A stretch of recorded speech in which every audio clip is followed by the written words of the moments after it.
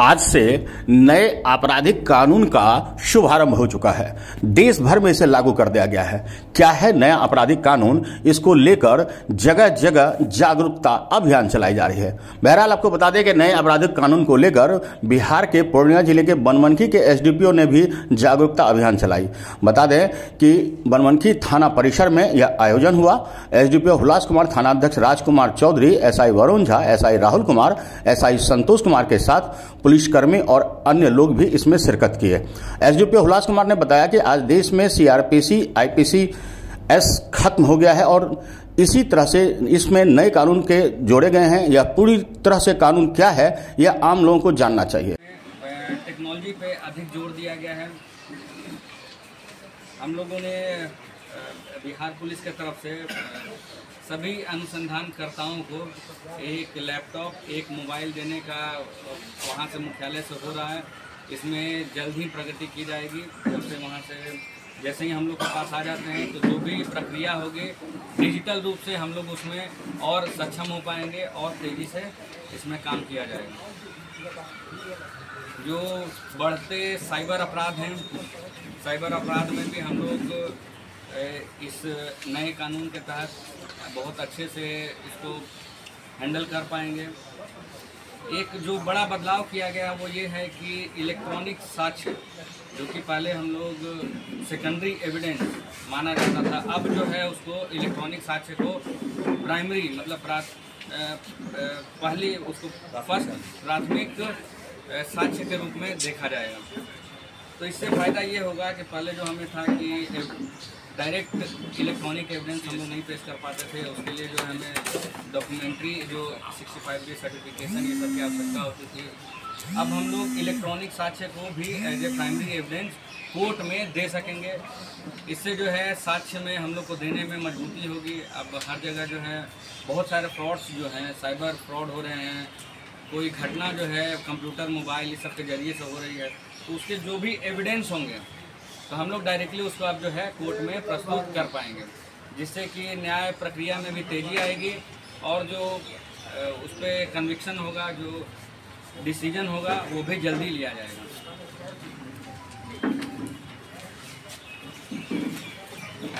नया कानून में नागरिक को केंद्र में रखा गया है, जिसमें बहुत सारे प्रोविजंस लाए गए हैं, जो कि कुछ इस प्रकार हैं। इस नए कानून में 0 FIR की व्यवस्था की गई। 0 FIR का मतलब ये होता है कि अब ज़रूरी नहीं है कि जो आपके साथ कहीं घटना घट रही है, आपको सूचना है किसी घटना होने की और वो थाना क्षेत्र की घटना नहीं, तो आप जहाँ हैं उस थाना क्षेत्र में उसको सूचना दे सकते हैं। उस थाने की ड्यूटी है कि आपका एक 0 FIR रजिस्टर करके जिस थाने की घटना हो उसको प्रेषित कर दें। तो एक नया जो 0 FIR अभी तक हम लोग इसके पहले नहीं था, तो अब इसमें 0 FIR की भी व्यवस्था की गई है। किसी भी थाने में FIR करवा सकते हैं। हाँ, किसी भी थाने में अगर जो आप उस थाने के घटना स्थल नहीं है तो जिस थाने में आप हैं सूचना आप दे रहे हैं वहाँ 0 FIR किया जाएगा और जिस थाने की घटना है उसको प्रेषित कर दिया जाएगा, वहाँ FIR रजिस्टर हो जाएगा। यहाँ से भी चला जाए। अच्छा। हाँ, ऑल इंडिया ओवर की राज्य स्तर पर ये और जो भी कानून लाया गया है वो ऑल इंडिया स्तर पे है, तो कहीं के भी जो है हम लोग जो है उसको कहीं भी भेज सकते हैं जहाँ भी घटना स्थल है। पीड़ित को FIR की एक निःशुल्क प्रति देने का प्रावधान किया गया है। सभी थाने में जब FIR दर्ज होगी तो पीड़ित को एक FIR की प्रति निःशुल्क दी जाएगी। इसको थानाध्यक्ष सुनिश्चित कराएंगे और पहले से भी ऐसा होता आया है, लेकिन अब जो है इसमें लिखा हुआ है साहब कि सभी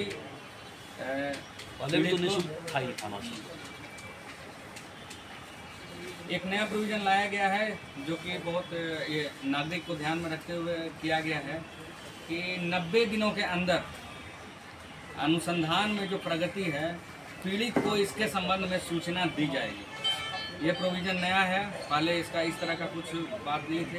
तो 90 दिनों के अंदर जो जांच में पाया जाएगा उसको पीड़ित को बताया जाएगा कि अब तक के आपके जो आपने आवेदन दिया था, जो FIR हुआ है, उसमें क्या प्रगति है, उस संबंध में 90 दिनों के अंदर अनुसंधानकर्ता के द्वारा उसको सूचना दी जाएगी लिखित रूप से। जी। केवल सूचना दी जाएगी कि उसको भी कोई चीज साक्ष्य प्रस्तुत करने के लिए कहा जाए। अगर तो उनको साक्ष्य तो उनको तो ऐसे भी देना है, साक्ष्य तो उनको ऐसे भी देना है, क्योंकि साक्ष्य देने से उनका केस मजबूत होगा। साक्ष्य सर के द्वारा कहा गया सर कि सूचना दी जाएगी, जैसे सर के द्वारा सूचना दिया गया। हाँ। अब वह जो है साक्ष्य दें, यह भी बात हो। हाँ। अच्छा है। नहीं, साक्ष्य तो ऐसे भी आपको देना है। साक्ष्य अगर जो आप समझ रहे हैं, ये अलग तरह का ये जो बात है कि जैसे आपका अनुसंधान 90 दिन से ऊपर हो गया है, आपको लग रहा है कुछ कार्य में प्रगति नहीं है, तो अनुसंधानकर्ता आपको बताएंगे कि आपके केस में ये अभी तक कितना अनुसंधान हुआ है। आप अगर जो उससे सेटिस्फाइड नहीं है तो आप वरीय पदाधिकारी को बताइएगा कि इसमें अभी तक यही काम हुआ, तो इससे ये होगा। महिला अपराध की स्थिति में किसी भी महिला के साथ कोई अगर जो इस तरह की घटना घटती है तो उसमें 24 घंटे के अंदर महिला की मेडिकल जांच की जानी है। इसमें महिला की सहमति लेनी है। उसके बाद 24 घंटे के अंदर महिला की जांच होगी। जांच रिपोर्ट को 7 दिनों के अंदर उपलब्ध कराने का नए नागरिक सुरक्षा ये कानून में लाया गया है। BNS में धारा 396 एवं 397 में पीड़ित को मुआवजा एवं मुफ्त इलाज का प्रावधान किया गया। इसमें महिला हो या कोई और जो है जिनको ऐसी दुर्घटना हुई है, उनका मुफ्त इलाज। क्या एक्सीडेंटल में तो है ही, एक्सीडेंटल में पहले से प्रावधान किया गया है कि उनको जो है मुफ्त इलाज जो नज़दीकी सरकारी अस्पताल है उसमें किया जाएगा। एक और नया चीज लाया गया है जो कि गवाह संरक्षण योजना है। जिनको लगता है कि जो गवाह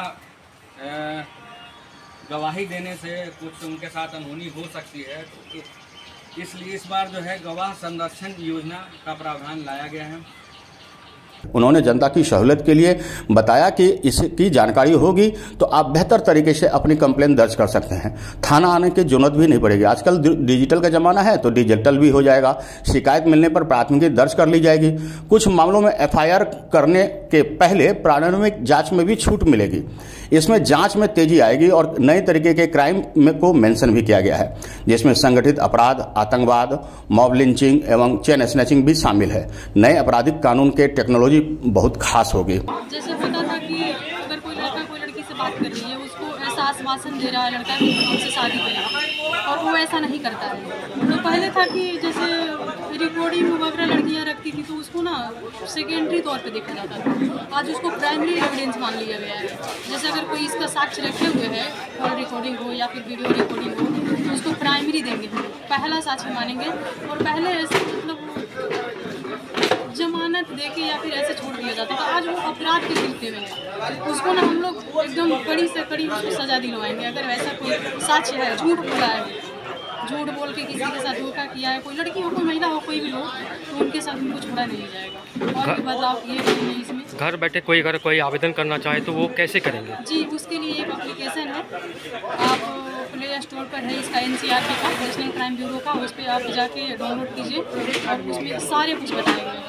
उसको सभी को बताइए, आप अपने घर में बताइए, लोगों को बताइए और सबको इससे जुड़वाइए, ताकि हमारा भी काम आसान हो और आपको भी जल्द से जल्द हम सहायता कर सकें। आज नए आपराधिक कानून लागू किया गया है, क्या कुछ समझे हैं आप और क्या कुछ जानकारी देना चाहते हैं जनता के बीच?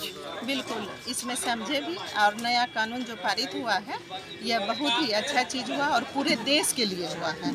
और हर थाना, हर जनता और एक एक महिलाएं के लिए भी आज का नियम जो है यह जो पारित हुआ है यह बहुत ही अच्छा हुआ है। क्योंकि थाना जब आते थे, थाना में आवेदन लेने से इनकार किया जाता था, अभी नहीं लेंगे तो बाद में लेंगे, इस तरह से यहाँ के जनता परेशान होते थे। अब है कि यहाँ का जनता कहीं भी अपना जो है आवेदन दे सकते हैं। जीरो पर उसका जो है FIR 0 पर होगा और फिर वहाँ के लोकल थाना जो पड़ता है वहाँ भेजा जाएगा और वहाँ के थाना द्वारा जो है फिर FIR हो करके और केस इंट्री होगा और फिर केस की अब एक कार्रवाई महिला है तो महिलाओं को के बीच क्या कुछ जागरूक करना चाहेंगे? महिलाएं के बीच यह जागरूक करना चाहेंगे कि सबसे पहले यह जो नया कानून हुआ है इसको जाने समझे और अपने अधिकार को समझ करके अपने अधिकार को ले प्राप्त करें। आपको बता दें कि उन्होंने बताया कि महिलाओं और बच्चों के साथ होने वाले अपराध को निपटने के लिए नए आपराधिक कानूनों में 37 धाराओं को शामिल किया गया है। पीड़ित और अपराधी दोनों के संदर्भ में महिलाओं और बच्चों के खिलाफ अपराधों को जेंडर न्यूट्रल बनाया गया है। 18 वर्ष से कम उम्र की लड़की के साथ सामूहिक बलात्कार करने पर दोषी को आजीवन कारावास या मृत्युदंड दी जाएगी। झूठे वादे या नकली पहचान के आधार पर यौन शोषण करना आपराधिक कृत्य माना जाएगा और 7 दिनों के अंदर बलात्कार पीड़िता की मेडिकल जांच भी कराई जाएगी। बहुत सारी जानकारियां हैं जो आपको जाननी चाहिए और इस कानून के तहत जानकारी होने पर आप बेहतर तरीके से अपनी शिकायत दर्ज भी कर पाएंगे। अनुभवी आंखें न्यूज के लिए बनमनखी से गौरव गुप्ता की रिपोर्ट। तो आज के लिए इतना ही। हमारे साथ बने रहिए और देखते रहिए अनुभवी आंखें न्यूज और पढ़ते रहिए अनुभवी आंखें अखबार। सोशल साइट्स, ऑनलाइन चैनल पे जाकर आप हमारे चैनल्स को देख सकते हैं, लाइक और सब्सक्राइब भी कर दीजिए। दोस्तों, आप हमसे जुड़ने के लिए अपना पासपोर्ट साइज फोटो और एक आधार कार्ड की फोटोकॉपी हमें भेज दें और हमसे जुड़ें। हमारे से जुड़ने के लिए इस नंबर पे आप हमसे बात कीजिए। हमारा नंबर है 8826227802।